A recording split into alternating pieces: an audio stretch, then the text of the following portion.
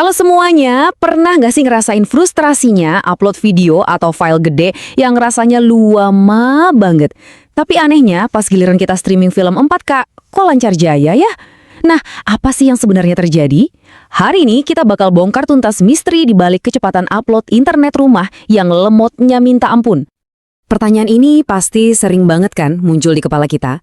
Kita bayar loh buat internet super cepat, tapi kok kayaknya cepatnya itu cuma buat download doang? Kenapa koneksi kita tuh pas download rasanya kayak mobil balap?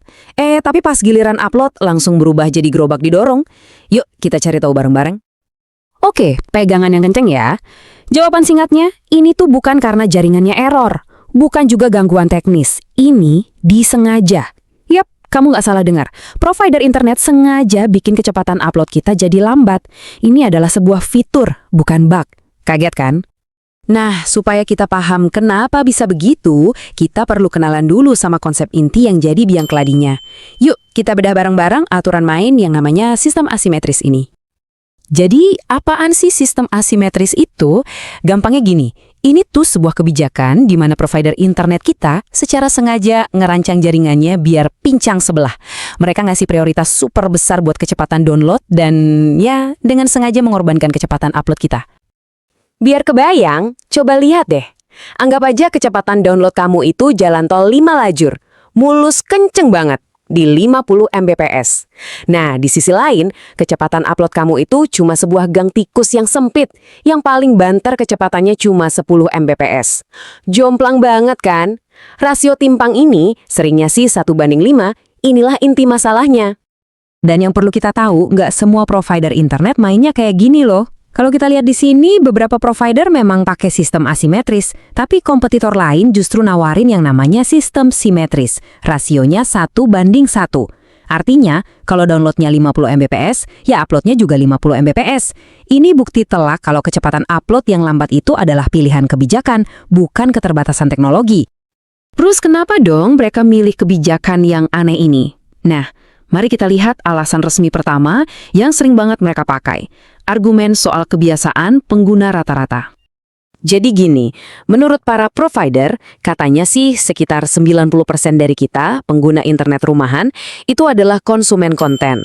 Artinya kita jauh lebih banyak nerima data daripada ngirim data, ya kan? Kita lebih sering nonton Netflix, scroll TikTok, atau download game. Cuma sebagian kecil aja, mungkin sekitar 10% yang benar-benar produsen konten. Logika mereka tuh begini. Aktivitas download kayak streaming film itu butuh pipa data yang super gede. Sebaliknya, aktivitas upload yang paling sering kita lakuin kayak ngirim chat WA, email, atau update status itu cuma butuh pipa yang seuprit. Jadi argumen mereka, ngapain kita bangun jalan tol buat upload kalau yang lewat cuma sepeda? Mending sumber dayanya kita fokusin buat download, biar pengalaman mayoritas pengguna jadi lebih oke. Kedengarannya sih masuk akal ya? Mungkin. Tapi ada alasan kedua yang jauh lebih strategis dan kayaknya sih nggak bakal pernah mereka umbar di iklan. Mari kita geser sedikit dan intip motif bisnis yang sebenarnya. Nah, ini dia intinya. Tujuan utamanya adalah untuk melindungi produk mereka yang paling cuan, yaitu paket internet korporat yang harganya bisa jutaan bahkan puluhan juta rupiah sebulan. Coba deh kita ikutin alur pikir mereka.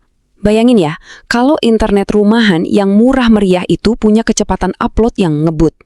Apa yang bakal terjadi? Wah, bisnis-bisnis kecil bakal mikir, ngapain bayar paket korporat mahal-mahal? Mereka bisa aja bikin web server sendiri, cloud storage pribadi, atau bahkan bisnis hosting kecil-kecilan dari rumah. Nah, dengan sengaja membatasi kecepatan upload rumahan, mereka itu secara efektif maksa siapapun yang butuh upload serius, yaitu para pebisnis dan profesional, buat sadar diri dan upgrade ke paket korporat mereka, yang harganya selangit itu. Cerdik kan? Oke, kebijakan ini mungkin nggak terlalu berasa buat pengguna yang cuma browsing atau nonton. Tapi, ada loh kelompok-kelompok tertentu yang beneran jadi korban dan harus menanggung akibat dari strategi bisnis ini. Siapa aja mereka? Ya, para YouTuber yang harus nunggu berjam-jam cuma buat upload video 10 menit. Para live streamer yang siarannya jadi patah-patah dan bikin penonton kabur. Para gamer yang pingnya mendadak naik turun gak jelas tiap kali ada anggota keluarga lain yang lagi backup foto ke cloud. Dan jangan lupa, pengguna CCTV online yang jadi susah banget mau lihat rekaman dari luar rumah karena uploadnya yang super lemot. Buat mereka, ini bukan masalah sepele, ini beneran siksaan digital. Jadi, mari kita simpulkan dengan kalimat pemungkas ini. Lain kali kamu frustrasi nungguin bar upload yang gak jalan-jalan, ingat aja, itu bukan gangguan, itu adalah fitur. Sebuah fitur yang sengaja dirancang buat menjaga tembok pemisah antara pengguna rumahan dan pengguna bisnis. Pertanyaan besarnya adalah, di zaman sekarang di mana batas antara kerja dan main di rumah udah makin kabur, apa tembok pemisah ini masih relevan?